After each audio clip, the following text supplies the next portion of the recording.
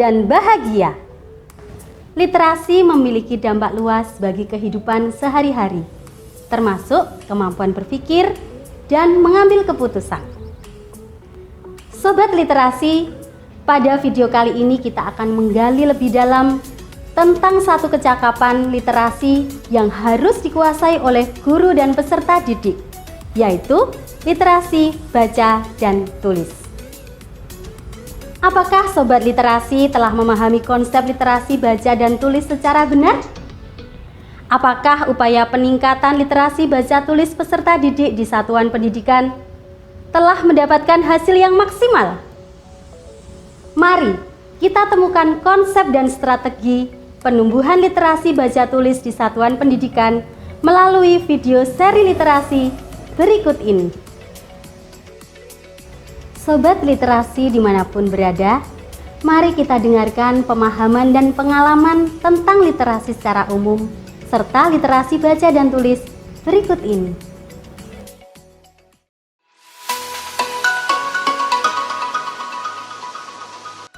Literasi baca tulis adalah pembiasaan membaca buku setiap hari sebelum pelajaran dimulai. Strategi yang saya lakukan sama seperti yang dilakukan guru pada umumnya.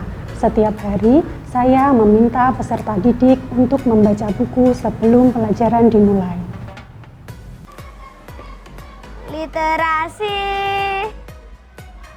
Kalau Bu Ninin, kami diminta membaca buku tiap pagi sebelum pelajaran dimulai.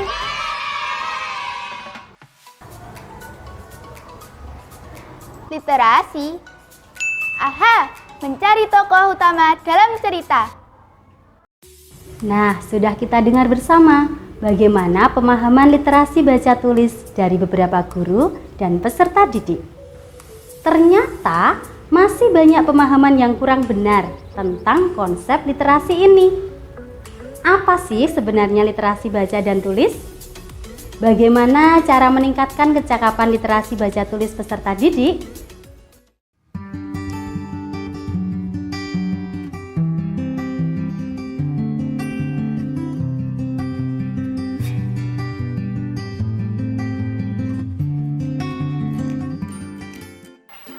Beredar informasi, kurikulum Merdeka diganti dengan kurikulum nasional dan ramai diperbincangkan di media sosial.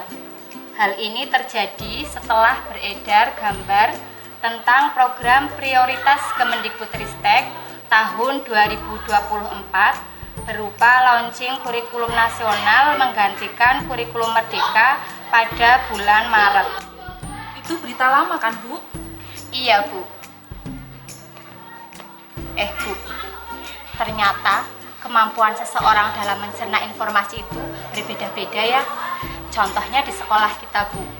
Bu Supri masih ingat nggak kemarin waktu ada berita heboh tentang kurikulum nasional ini? Iya, Bu, ingatlah. Waktu itu guru-guru di sekolah kita juga galau. Apalagi Bu Nini, sampai susah tidur katanya. Itulah, Bu. Sepertinya teman-teman perlu kita bantu tingkatkan literasi baca tulisnya agar apa yang dibaca, didengar tidak selalu ditelan mentah-mentah. Setuju saya, Bu. Kalau gurunya paham, tentu muridnya akan paham. Guru seharusnya punya pengetahuan dan kemampuan dalam mencari, menelusuri, menulis, mengolah, dan memahami informasi. Jika gurunya mampu dan paham, maka akan cakap dalam menganalisis, menanggapi, dan menggunakan teks yang ada untuk banyak kepentingan.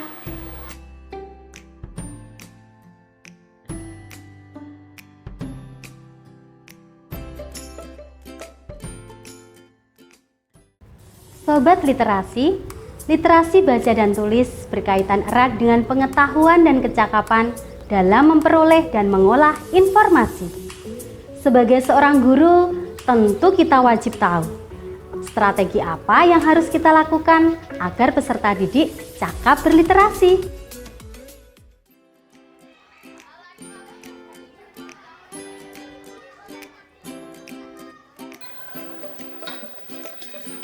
Bu Najah, Bu Supri, barusan ada telepon dari Bapak Pengawas. minggu depan sekolah kita akan disurvei kegiatan literasinya.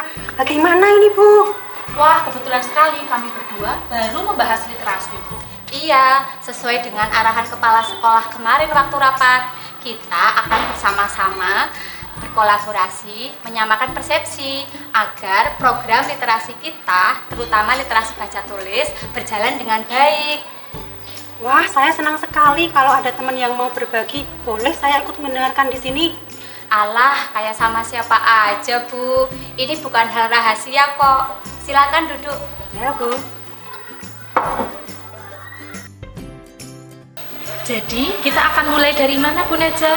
Sebelum kita bertemu teman-teman, kita harus samakan pemahaman dulu, kan? Betul, Bu. Nah, kita ambil saja strategi penguatan literasi yang kita dapat dari BIMTEK kemarin. Kita ambil salah satu strategi yang teks multimodal. Oke, coba kita ingat-ingat bersama, Bu.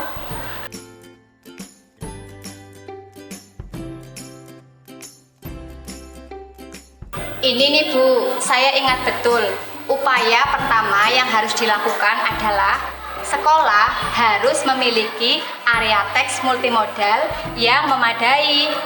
Area yang dapat dibangun sebagai area teks multimodal adalah sudut baca, pojok baca, perpustakaan, dan lingkungan sekolah.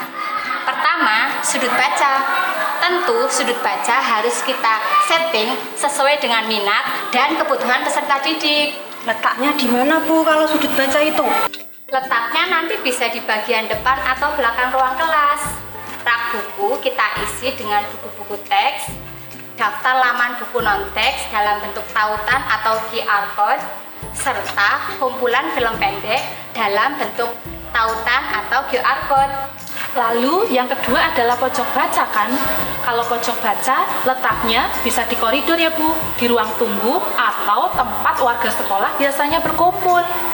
Dan rak buku kita isi dengan buku-buku pengetahuan umum supaya semua warga sekolah dapat membacanya. Wah, lanjut, Bu. Saya makin tertarik dan bersemangat untuk memiliki program literasi yang sesungguhnya. Ini harusnya guru lain ikut gabung ya, agar mereka tahu. Kan kita besok akan ketemu di kegiatan Kombel. Kemarin Bu Kepala Sekolah meminta kami berdua untuk menyampaikan materi ini. Wah, syukurlah kalau begitu ya, Bu. Bu Dina, Pak Res, sini ikut gabung. Ada ilmu baru untuk kita dengarkan. Ya, Bu.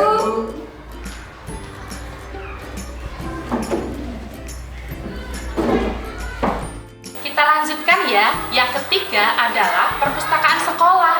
Nah, kalau perpustakaan letaknya harus berada di tempat yang strategis sehingga mudah dijangkau oleh anak-anak. Buku ditata dengan rapi menurut jenisnya. Sebagian buku ditata dengan sampul menghadap ke depan sehingga menarik minat dan perhatian pembaca. Jangan lupa, Bu, yang tak kalah penting adalah bagaimana aturan pemanfaatan buku. Mengenai aturan pemanfaatan buku, biasa dikenal dengan nama perjenjangan buku. Apa itu, Bu? Saya baru dengar.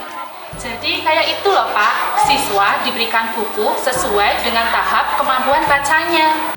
Oh, ada aturannya ya, Bu? Saya juga malah baru tahu. Saya pernah baca, tapi ya hanya baca saja. Seingat saya, materi dalam buku disediakan meningkat secara bertahap dari yang sederhana hingga lebih rumit sebagai tantangan membaca. Betul sekali, Bu Dina. Kapan-kapan kita akan bersama-sama belajar tentang hal ini. Nah, strategi yang terakhir adalah penyiapan lingkungan sekolah agar dapat mendukung tumbuhnya budaya literasi. Ini maksudnya lingkungan kelas atau sekolah kita harus kayak literasi ya, Bu? Betul, Bu. Contohnya karya peserta didik yang dipajang di mading. Ada petunjuk arah, ada poster tentang pentingnya membaca, ada poster kutipan motivasi, dan profil laman dalam bentuk cetak atau tautan atau QR code, dan masih banyak yang lainnya. Boleh tidak, Bu, mengaitkan program literasi ini dengan program sekolah yang lain? Boleh sekali, Bu Dina. Malah bisa jadi inovasi sekolah. Rak buku misalnya, kita bisa gunakan ralon yang dibelah jadi 2 dan kita cat warna-warni. Berarti bisa memanfaatkan barang bekas yang kita daur ulang. Begitu ya, Bu? Cocok itu, Pak. Nah, kalau lingkungan yang kaya literasi ini sudah kita lakukan ya Bu, walaupun cuma sedikit sih. Iya, tapi seperti mading kita itu, mading kita kan mading tahunan. Setahun baru ganti.